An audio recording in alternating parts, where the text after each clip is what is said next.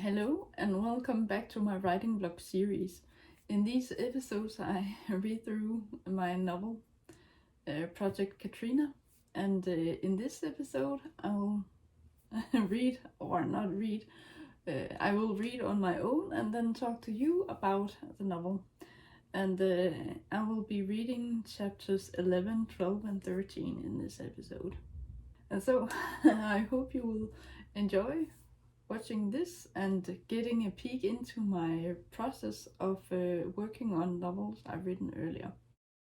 I recently finished writing the novel Auras of Faith/Fate, and I am taking some time off from that on purpose. I have put that aside, and I think I will let it rest for about 6 months or maybe longer before I get back to that, so I can read it with fresh eyes. And in this series I am looking with fresh eyes at this novel, so there will be plenty of things to address and to edit once I get to the editing phase of this one. Yes, I will read the first chapter and get back to you. I have read chapter 11 now, and things are changing. Or this chapter is actually the result of what happened at the end of the previous chapter. So there's a logical cause and effect chain of events in the story so far. In general, I do a few time skips to move the story forward, and then just use exposition to summarize what has happened in the time that has passed since we last got to read the story from her perspective. And so this chapter is a bit more slow. Things happen, but things do happen, and they don't happen in a quick way. I don't do as much telling as I have done in other chapters. I do some showing, and that's good, but I do a bit of head hopping as well. New characters are introduced in this. In at least one instance we get some inside information about one of the characters that the main character cannot know about. And so I actually mentioned that Katrina doesn't know anything about this. So it's kind of just extra information, bonus information for the reader. And I can't at this point find a clever or feasible way to incorporate this in a different way that isn't telling instead of showing. Or at least in this case, switching POV or getting this narrator to tell the reader something about one of the other characters. I think it's relevant or semi-relevant for the reader to know, but there wasn't any other way that I could include this, because what happened was before she met these characters. One way that you could do something like this in a story is to have one of the other characters, either someone who has experienced or seen firsthand, or not firsthand, someone who knows what that character has gone through, or if the character, him or herself, tells the main character or the reader about what has happened and what they think about certain things. So I don't think that this character would just tell the main character about this. But maybe that's... I don't think that the character would do that, but maybe she will. Maybe she will tell the main character this. I'm not sure. Maybe I shouldn't fuss so much about doing a bit of head hopping. It's not really head hopping, it's more like the third person narrative is pulling in more characters. I guess that basically is head hopping.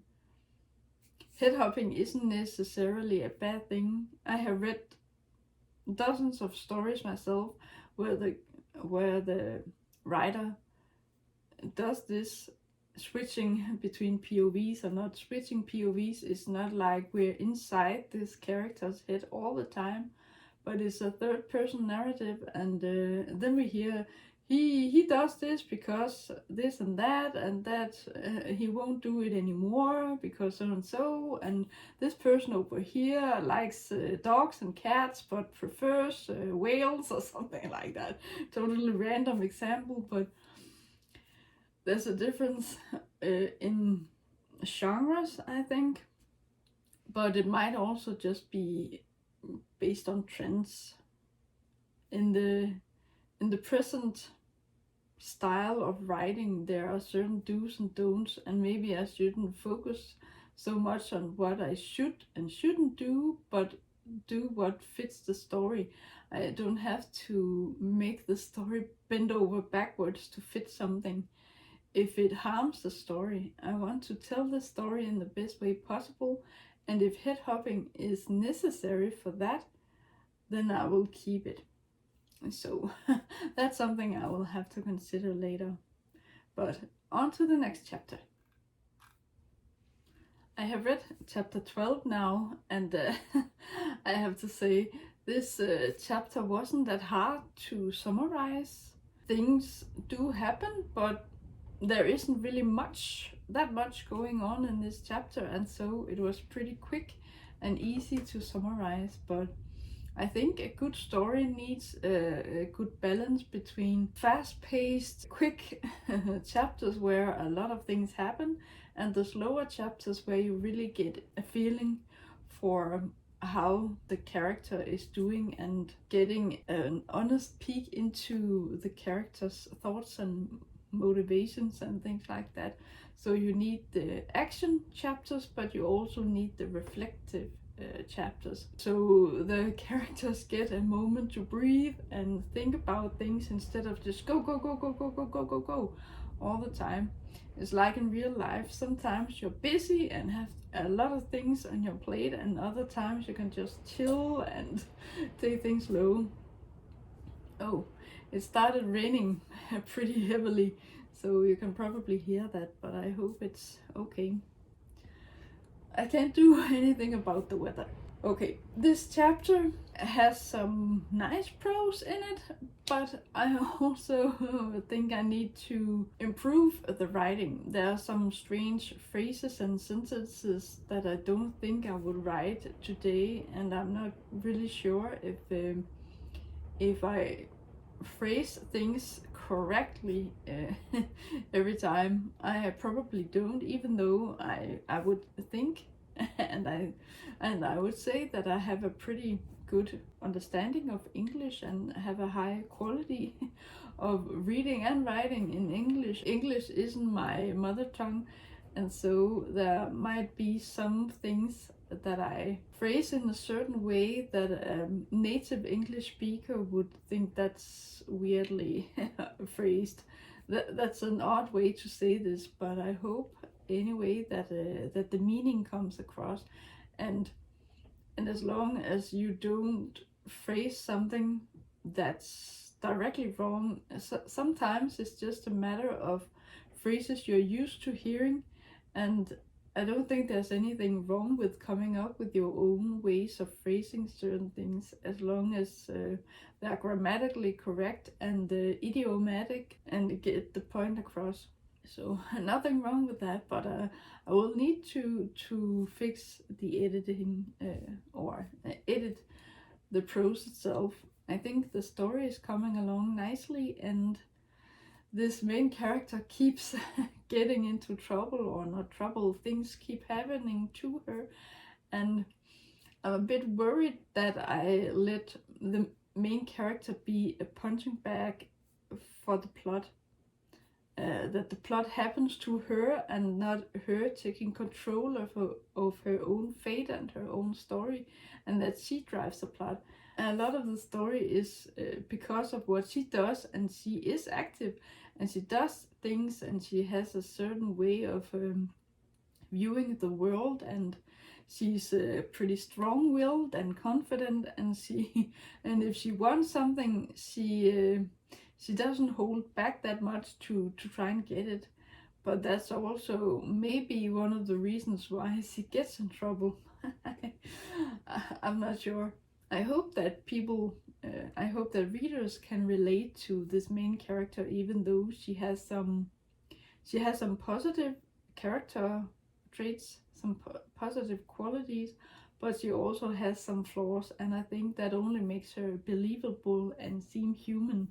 I want my characters to come across as real people, or characters that might as well be real people.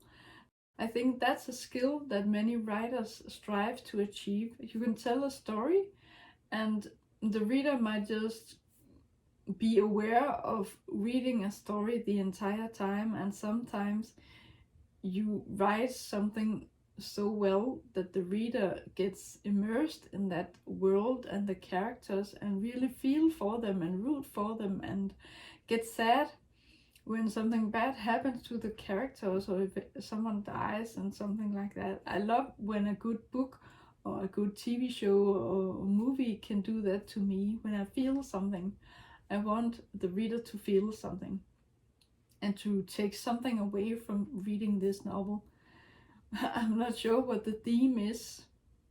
I had a strong idea for the overarching story in this novel, but I haven't really sat down and made a list of the characters' flaws and positive traits and her desire, fear, and misbelief. I think I know what these things are, but I haven't written it down before I started writing this novel, and so I have to reverse engineer the story, kind of figure it out, and then kind of analyze my own writing, and then what would I learn from this? What do I think a reader would take away from this story? So it's interesting. As I said, there's a nice balance between, and it shifts between the fast moving chapters and the slower paced chapters.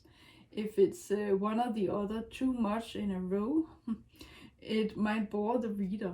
Just because a lot of things happen, it doesn't necessarily mean that the story is engaging and fun, or not fun, but interesting. You can write a slow-paced story and still keep the reader engaged if things happen on a personal level, like their inner thoughts, that something changes and something happens.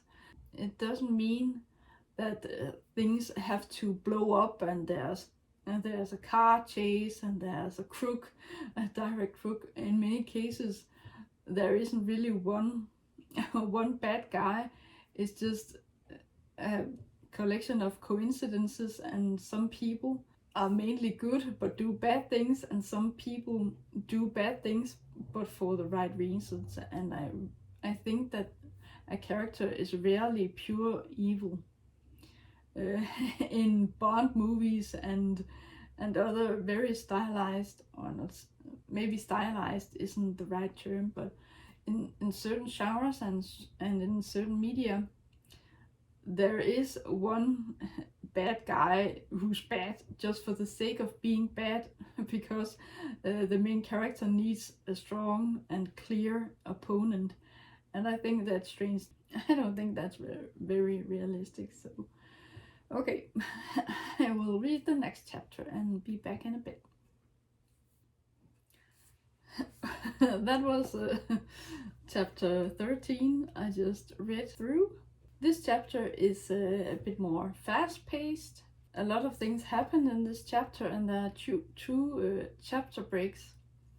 I think I've done a good job at only describing what happens when it actually matters, and not just going through the motions or describing the daily routines and things like that. I skip ahead when there's something that affects the story, or something that's important to the main character and her character arc. And so she she goes through a lot of things in this chapter, and it's, like I said before, it's a bit more fast-paced, and this chapter resulted in one entire page of notes, or notes and a summary combined. There were quite a few points for the summary because, like I said, a lot of things happen, and then I had to make a lot of bullet points for each of the main things that happen in this chapter, and it's a contrast to the previous chapter or the one before that. And so I think the plot is going well. It's moving along fine, and the main character is still trying to accept her new life and adapt to her new circumstances. We haven't really met any new characters in this except for a dog. I mentioned a dog previously in one of the earlier chapters, and that dog is something that the main character clings to. She really wants to find that dog and get it back because it means something to her. It doesn't really mean that much, but because she hasn't really got anything else to hold on to, she wants to get the dog so she can feel some kind of fellowship, that she can have a friend. In the previous chapter I wrote that she feels alone. She contemplates things and she reflects on her own life, and even though she's surrounded by people, she feels alone, and she's sure that getting this dog, finding the dog, will be the missing piece to her puzzle, and that she will stop feeling alone. But surprise, surprise, as far as I remember, finding that dog doesn't make her complete. Finding a pet friend really does. It can fill a void of some kind, but I don't think that getting a pet will be a good enough substitute for what you might be lacking, missing in your life. So that's sad, but she takes it as well as she can, and she, as I've said before, she's still trying to find her footing, and will just live her life as best as she can. So I've given up on trying to match each chapter or scene in the story with the plot points. But I think that because this chapter has 3 scenes, I have 2 chapter breaks in between, and I only describe scenes that matter to the story. I think that I could easily fit 3 plot points into 1 chapter. I don't quite know which plot points those are, but I won't worry about that right now, and that will be a problem for later when I edit the story. But yes, that was it for this writing vlog. I hope you enjoyed watching and getting a peek into my process of rereading an earlier story, and I hope you will watch the next video. Until then, take care. Thank you for watching.